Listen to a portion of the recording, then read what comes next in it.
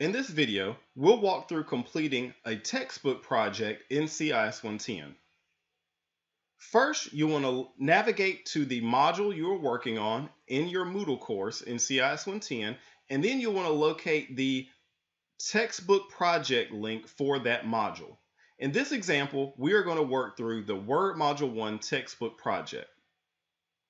So I'm going to hover my mouse over the Word Module 1 textbook project Cengage link and click it. You will be presented to a view similar to this one, noting your assignment name, the number of submissions allowed, and the number of submissions you have remaining. In our course, we have 5 submissions allowed for every assignment. You can see I've already used one in testing out this video, but I still have 4 remaining. So that means you're able to submit your assignment for the textbook project up to 5 times, and your highest grade is recorded in the Moodle gradebook. So to begin, let's click on Start. And you'll always notice these 3 important sections. We have the reading, which we'll get to in 1 second. The reading will actually include the instructions for us to complete the start file.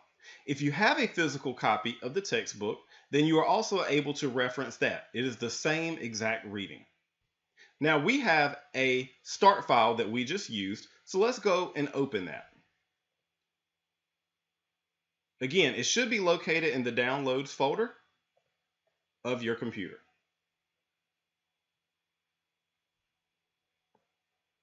Click on Enable Editing. And the first thing we want to do is resave this file with the correct file name. To find your file name that the file anticipates, if you click Continue, this is where you'll submit it. You are able to copy and paste this file name that it expects. So I'm going to highlight it. I am purposefully not highlighting the .docx part. That is automatically added to your file name. And I'm going to right click and select Copy. And I'm going to go back to my file. And I'm going to click File, Save As. And I'm going to paste. You can right click, paste my file name here. If your file name does not match what SAM anticipates when uploading your completed file, it will not accept it. I'm going to click Save. If you don't want to copy and paste it again, you can reference this file name and type it manually, making sure you make no mistakes. There are no spaces in this file name. Make sure all of your capital letters and lowercase letters are typed appropriately as well.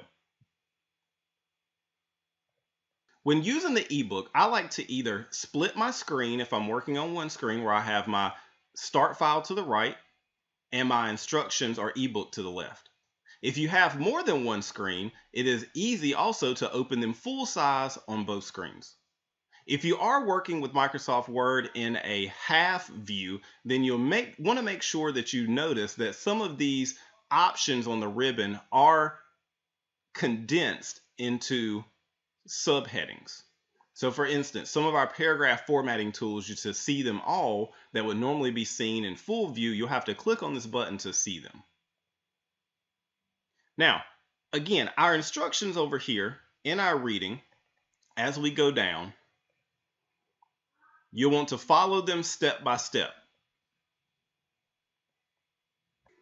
Our first step starts here where it wants us to adjust the margins. It gives you the instructions, and you usually want to locate, if you're using the ebook, there are these orange markers with a number in it. In your physical textbook, they may be red circles with a number in it. So you want to locate these, and it says click the layout on the ribbon tab. That's up here. And then we're going to choose margins and then narrow.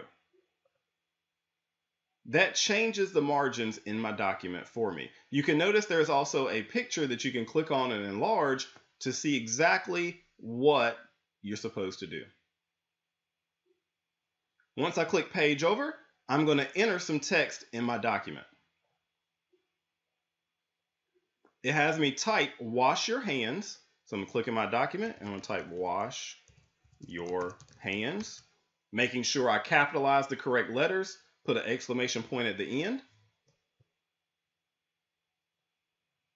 And then it says press enter to move my insertion point to the beginning of the next line. As I continue to page over, they show you how to change the zoom and display the formatting marks.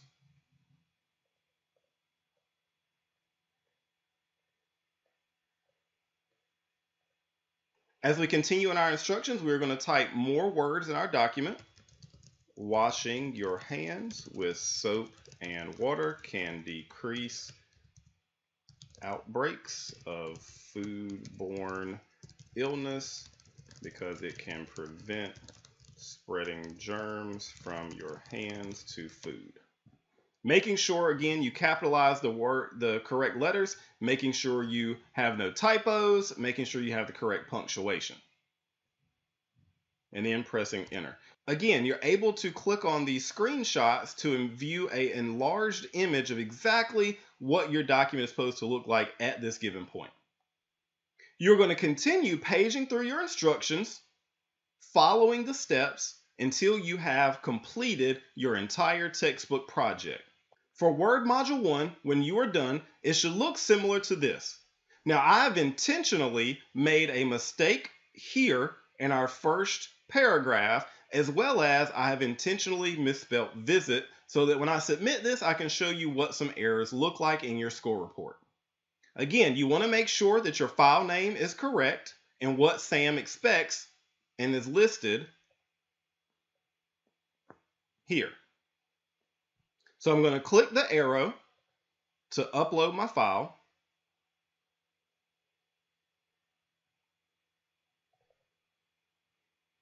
If you receive a green check mark, you're good to go to click on submit. If you do not, it may say unexpected file name. You'll want to check to make sure your file name, again, matches this letter for letter, number for number here, without the .docx part. That is added automatically. So do not include that in your file name. So I click submit. Sam grades it very quickly, and I'm able to view my graded summary report. When your summary report opens, you'll notice your overall score at the top. Again, I purposely made some errors, so I got a 76 out of 100. Don't worry, remember you have 5 attempts and your highest score is counted in the gradebook. So as I go down here, I can see in the red text some information about my file over here to the right. So it says to word wrap text as you type has been done incorrectly. But it's saying not that necessarily I did that word wrap incorrectly, but it's saying it actually can't find the text. Even here, it says the paragraph beginning with washing your hands with soap was not found.